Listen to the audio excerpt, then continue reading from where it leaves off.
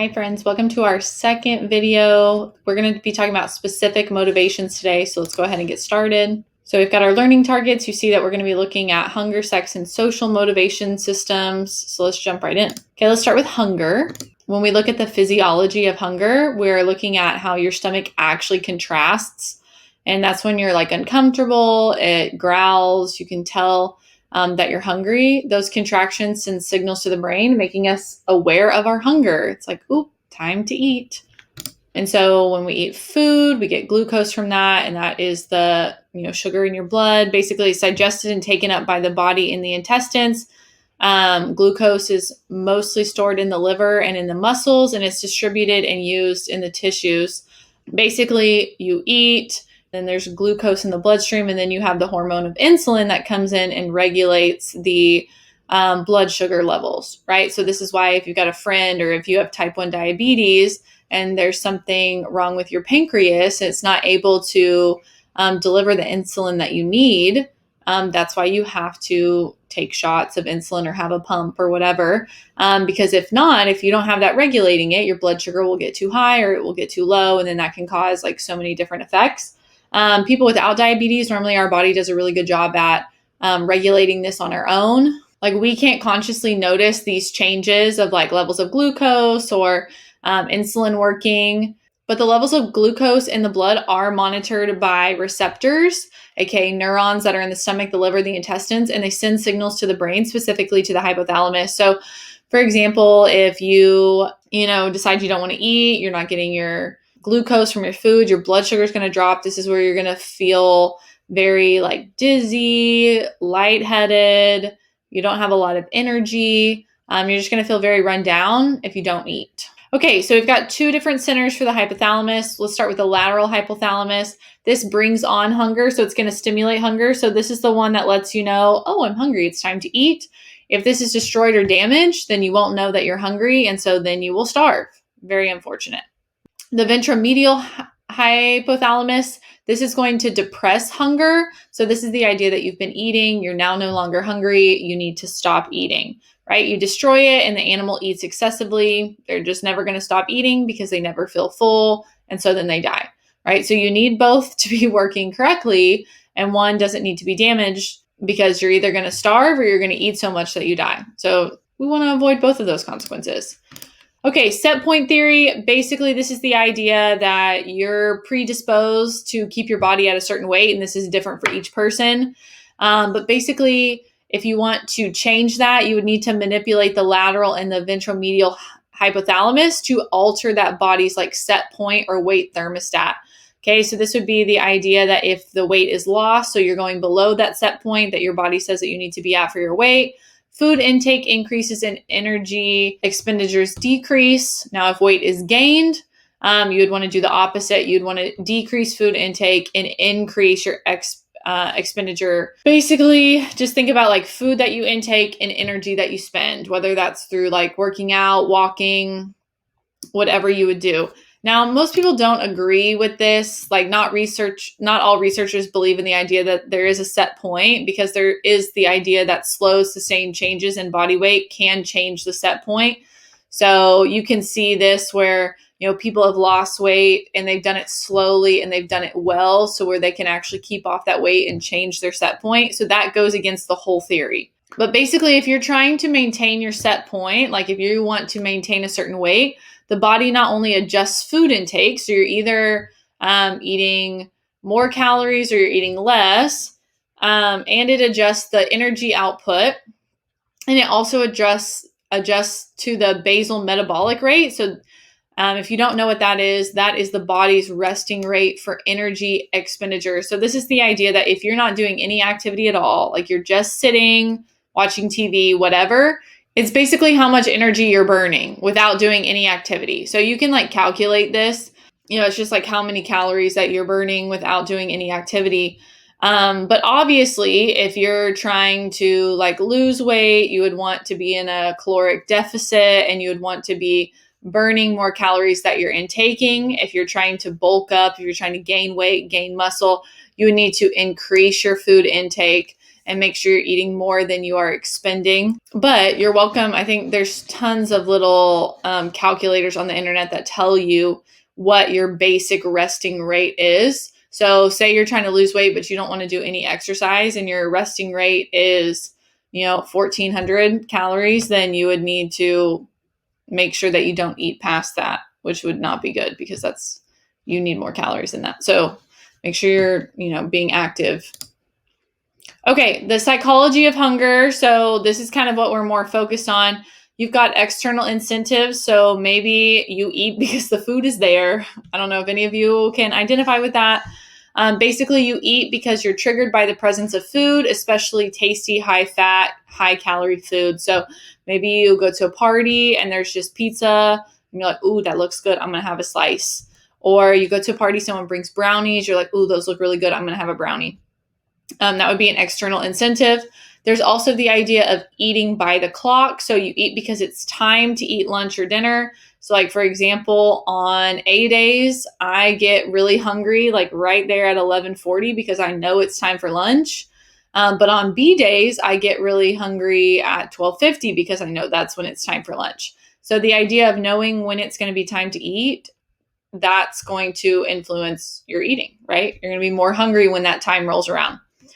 Social eating, maybe you eat at an event because you're expected to eat there. So maybe you weren't really hungry, but like you had to go to this brunch for your friend's party and you had to sit there and you had to eat some brunch. So you're eating because you have to. It's socially acceptable for you to eat in this setting. Sometimes we eat because we're stressed or depressed. So we might be eating more or less, and we might be eating different types of food. So maybe you eat for comfort and you really like your carbs. And so you're going to eat like a whole thing of mac and cheese because you're just feeling really stressed or really sad. Or maybe you're feeling depressed and you're like, no food sounds good to me, so I'm not going to eat any. So our different emotions can play into that. And then other eating cues, like maybe it's the holidays, so they've got all the desserts laid out, so you're going to eat those. Or maybe it's time to like watch TV and a movie, and you're like, I can't watch TV without a bowl of popcorn, or I can't watch a movie without a popcorn. None of us go to the movie theaters anymore, which is so sad. But, it's really hard to go to the movie theater without popcorn. Like, even if you're not hungry, you're at the movie theater, so you've got to get the tub of popcorn. Okay, taste preference. So body chemistry and environmental factors influence not only when we feel hungry, but what we feel hungry for. We've got an example down here of dead, deep fried insects, just like out in the middle of the city. I think most of us, I'm not trying to speak for everyone, but I'm going to assume that a lot of us, if we saw that, we wouldn't just be like triggered by that, by the insects and be like, yes, I'm so hungry, I got to get a whole bag of insects. Because it's not something that we're exposed to a lot culturally. So think about America, you've got like fast food on every corner. It's pretty much like high sugar, high calorie, high fat. That's probably what you might crave, right? You might crave a burger. You might crave a corn dog. You might crave a piece of pizza. You might crave Taco Bell because of it's in our environment. And then also your body chemistry, like what you're used to, what you've been around, can determine like what you crave as well. Okay, now with this also comes eating disorders. We've got anorexia nervosa. So that's the whole name of it. A lot of us just use the term anorexia. The whole name is anorexia nervosa. So if you see that on a test, know what we're talking about here. This is characterized by a normal weight person.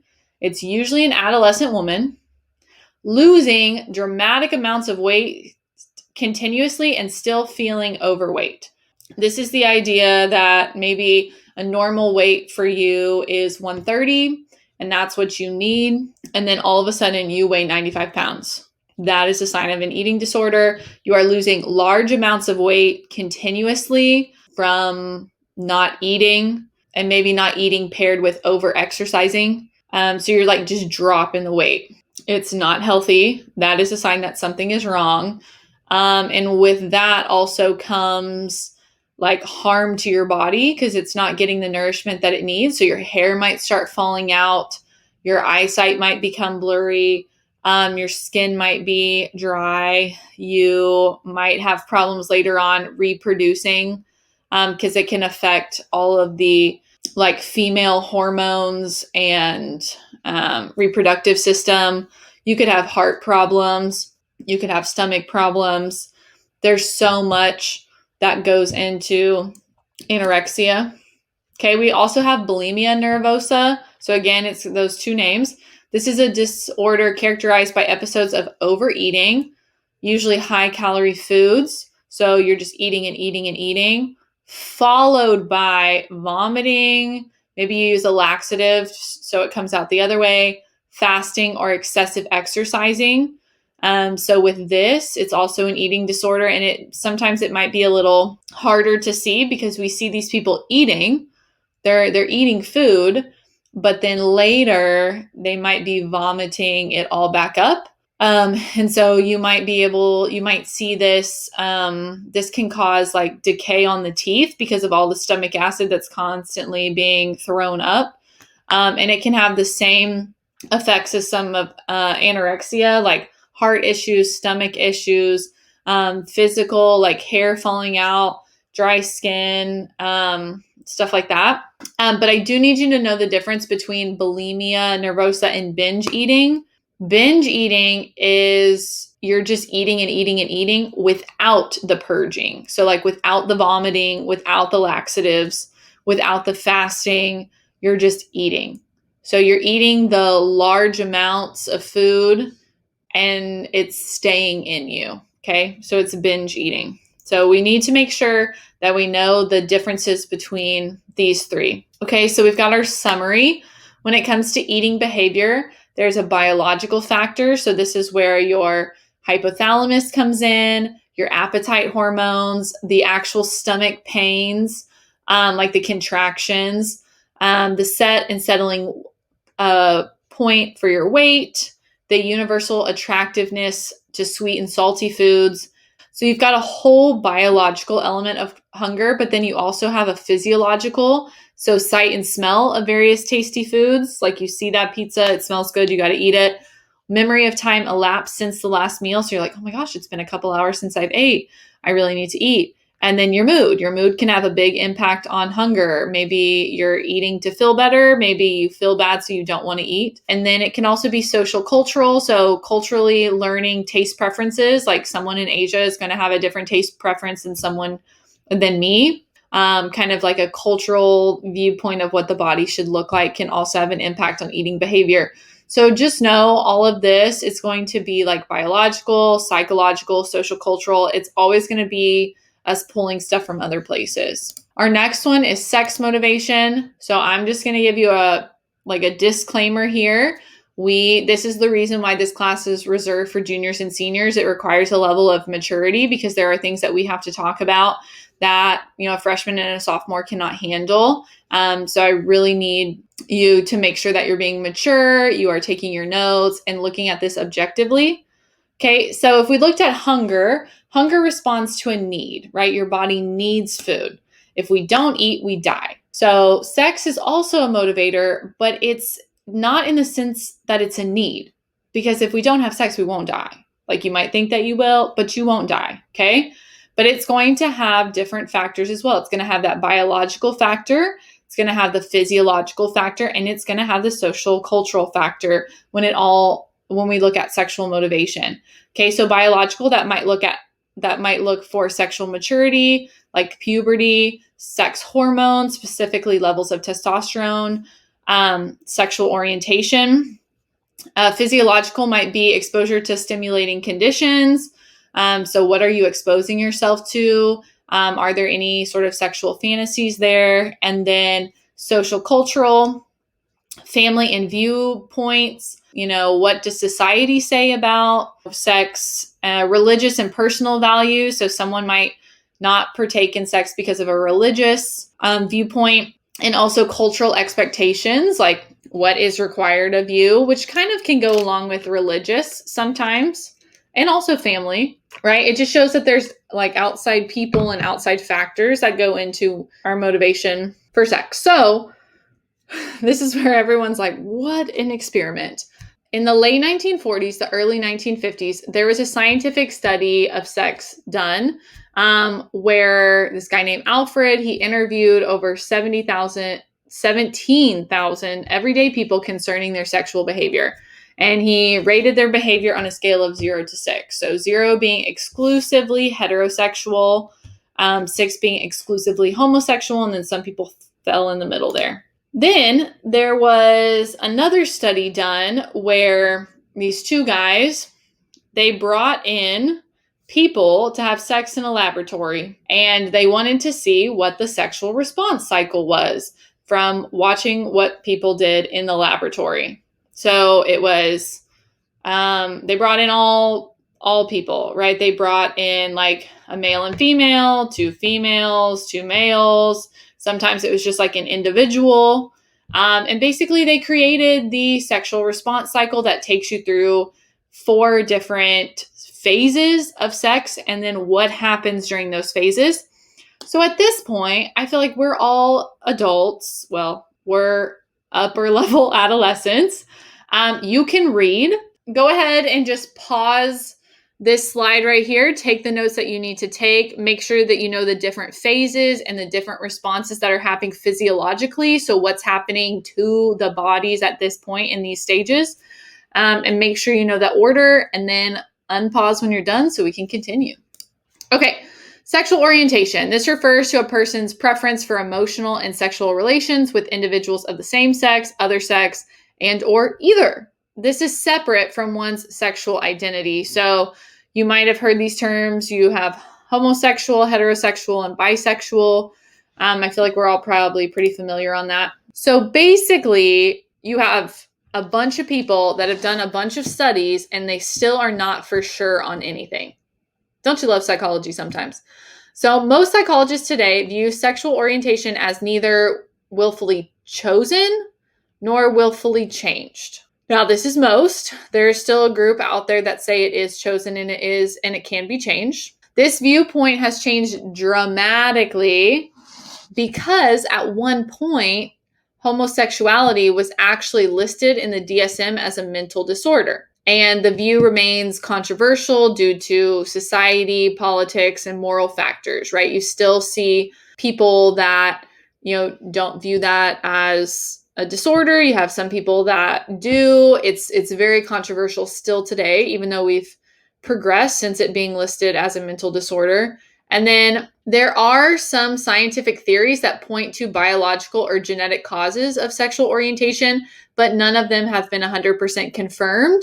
There have been like cases here and there where like I'll show you in a second, where like one person's brain might be a little bit smaller or bigger than someone else's, but it's never consistent and it's never been 100% like proven like, oh yes, if you're born this way with this part of your brain looking like this, then you are this. Okay, so just keep that in mind. There have been studies, there's been research, but nothing has been proven. So basically there was an experiment or a study done where basically the size of an interior hypothalamus was smaller and the other part was larger in homosexual men. Okay, but it wasn't consistent across the board. It wasn't for every homosexual male, but just in a few, we saw some different sizes than you saw in a heterosexual male. There have been cases where there are small brain changes, like in size, but nothing is consistent across the board. There are a number of sources that suggest that homosexuality may be due to genetic reasons. Okay, we could see that it is seen in the household. We like to do twin studies in psychology, so it might be more common in identical twins than fraternal twins. And we know that identical twins, like they have the same DNA or very similar DNA. And so if it's more common between those two and they share large amounts of DNA, then that could potentially lead to a genetic factor. And then they did like a study with fruit flies. Basically, they genetically manipulated the females to act like males during courtship and the males acted like the females. Okay. Now, there's also the idea that maybe prenatal hormones, so like in the womb, can affect sexual orientation during critical periods of fetal development, usually 2 to 5 months after conception. They also talk about, it's not in our PowerPoint, but like social factors, so like environmental factors. So abuse in the household, issues with like father or mother relationships, peer influence, media influence, So none of it is like 100% proven. You've got some people that say it is biological, some people don't. Some people say it's all environmental, some people don't. So, take the information that is presented to you and maybe do a little bit more research if you're still curious on it. But just like most things in psychology, it's theories, it's studies, but nothing is 100% here. So let's move into our last part. We have our work and achievement motivation. Okay, so let's look at some different attitudes towards work. So when we're looking at our work, people have different attitudes. They might look at it as a job, like it's a way to make money, a career, maybe that's an opportunity to advance from one position to another, or maybe it's a calling, like you're fulfilling yourself with a socially useful activity. Like for me, I believe that I'm called to be a teacher. People look at work differently. Basically, there's this idea of flow and reward. So flow is experience between no work and a lot of work, and the flow marks immersion into one's work. If you're not doing any work, a lot of times you feel apathetic, you feel underwhelmed. You're like, I'm not doing anything here. Like maybe you're at a job that doesn't highlight your strengths, and so you're just so bored.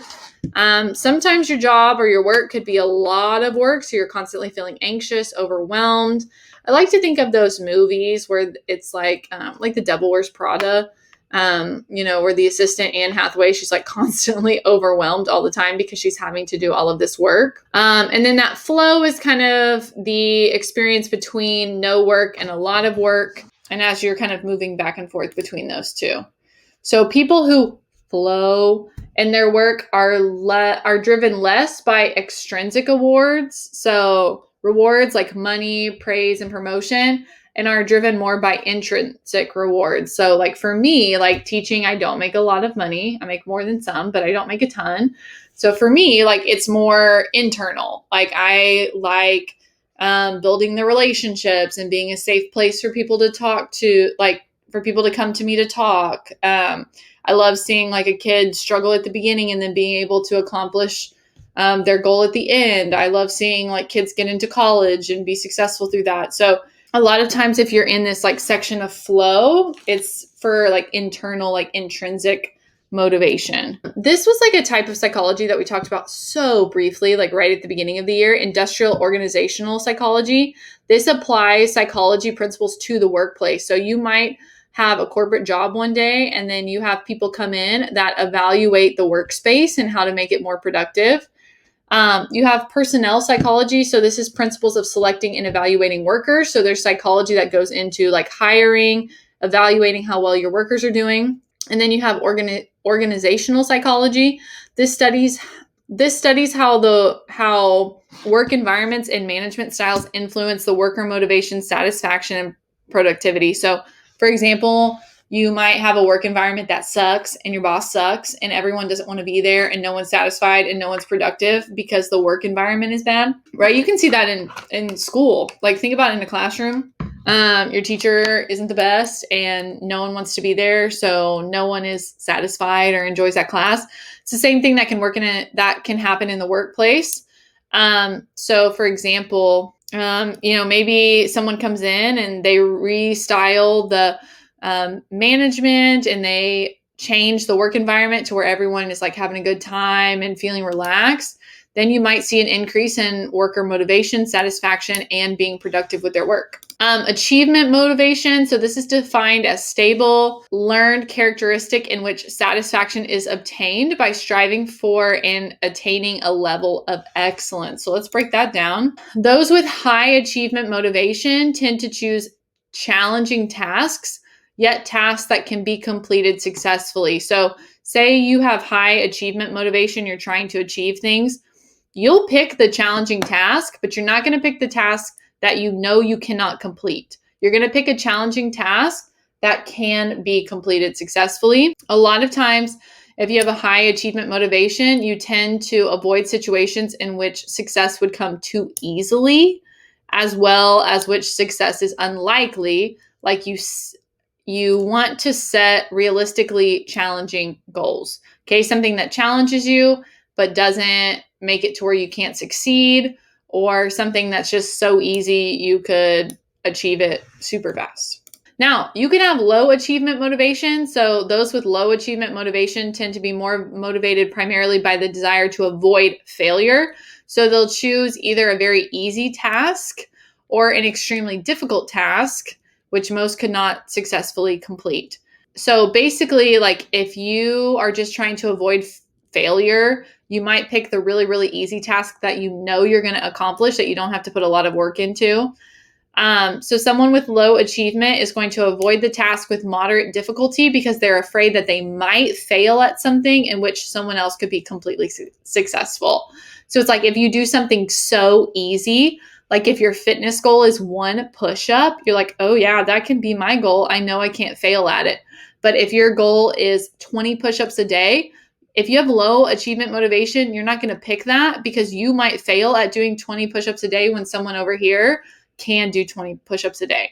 Really want to make sure that you know the difference between the tasks that someone who has high achievement motivation picks and who has low achievement motivation in what they pick. Okay, how it is measured. So we have the TAT test. So this is where people are shown ambiguous pictures and are told to write a story about what's happening in the picture. So you might see a picture of a lady like looking somberly outside the window, and you have to write a story about what's happening in that picture. A standard scoring system is then used to determine the amount of achievement, imagery, and the person's stories. Either they show a need for achievement, either being high or low. So basically, the story that you come up with for the picture is going to let the psychologist know if you have a high or low achievement based on the imagery. Okay, when is this learned, like high or low achievement? It tends to be learned in early childhood, especially from the parents. So high achievement motivation seems to stem from parents who encourage the child to do difficult tasks, especially new ones. They give praise and other rewards for success. They encourage the child to find ways to be successful rather than merely complaining about failure. And they prompt the child to go for the next more difficult challenge. If the parents are doing these things, especially in early childhood, this tends to lead to high achievement motivation. And then what kinds of things motivate us? So you either have intrinsic motivation or you have extrinsic motivation. So intrinsic motivation is when you do something because you just personally enjoy it and it's satisfying to you, right? It's so you're more likely to work hard here and produce higher quality of work because the motivation is intrinsic. You're going to do well because you want to do well. Okay, it's just satisfying to you. You enjoy it. So maybe you really like to paint. You're into watercolors. You're going to paint because you enjoy it. And you're going to put a lot of effort into your work because it's personally satisfying to you. As opposed to intrinsic motivation, this is when you do something because you want a concrete, tangible award. So this can be detrimental, honestly. So think about, use the painting example. Maybe you're only painting because you get paid to paint. You might not put your best effort into it because you have a set rate of how much you're going to get paid. And it might be detrimental. You might not like to paint anymore because you're not doing it for personal satisfaction. We can also see this like in athletes. So maybe you really, really like baseball and then you get paid to play baseball in college. Well, now you might only be playing baseball in college because you get paid, like school is taken care of. So that can be detrimental to your love of baseball because it's not playing for personal satisfaction anymore. It's playing to get that scholarship so you can stay in school. Okay, so you strive to do well in school because you know that getting good grades will help you get into college, get a good job, and overall have a better life. What do you think that is? Is that intrinsic or is that extrinsic? That's extrinsic, right? You're doing all these things in hopes to get the rewards of to get into college, to have a good job, to have an overall better life. Okay, you strive to do well in school because you have a passion for learning and continuously growing your mind. Well, it's an inward passion for learning and you just want to grow your mind because that's personally satisfying to you. That would be intrinsic. Now, there can be motivational conflicts as there are many different motives and many responses are possible. Sometimes such motives come into conflict with each other. So it's like, when do we need to make a choice? What motivates us to choose? So there's 4 basic types of motivational conflict. You can have approach conflict. You can have avoidance conflict. You can have approach avoidance conflict. And then you can have multiple approach avoidance conflict. Ooh, that sounds so fun. Okay, let's break it down. You'll be able to see, and we'll do practice with this in class. So, approach conflict.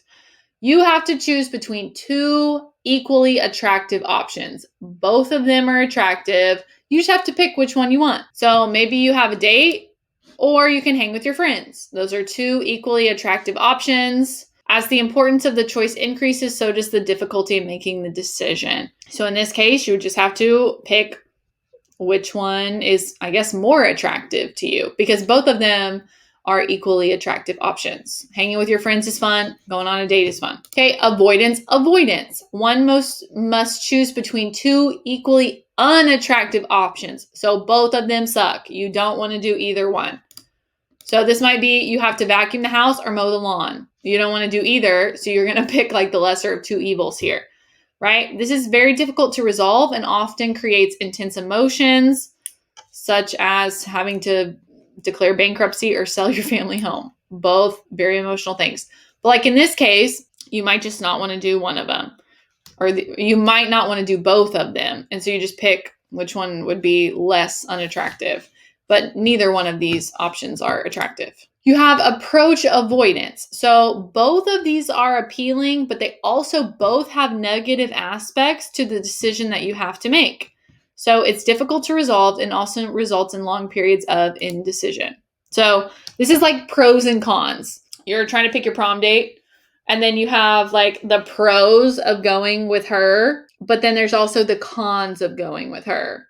Like maybe you'll go with her because she's pretty and she will take really good pictures, but the con is she's going to yell at you because you keep looking at the other girl all night, right? Like you're trying to figure out which way to go, because both have like appealing aspects to the decision, but then both also have negative aspects. Okay, last one, multiple approach avoidance. So this is basically where you have more than like one thing to choose. So you must choose between both attractive and negative aspects of the available alternatives. So maybe you have like 3 colleges you could go to, like 3 community colleges that we have listed here. Both have attractive and negative aspects, but you have to pick one. So you have multiple. Okay, with the prom, you just had 1. Here you have 3. So it's difficult to resolve because it may be hard to compare the features of each option, right? Might be hard to compare Brookhaven to Northlake to El Centro. It might be difficult to resolve because you've got more than one option here. Okay, I know that was a long video. I hope that you took your notes. I hope you were paying attention. I will come back with our next video soon. Hope you enjoyed it.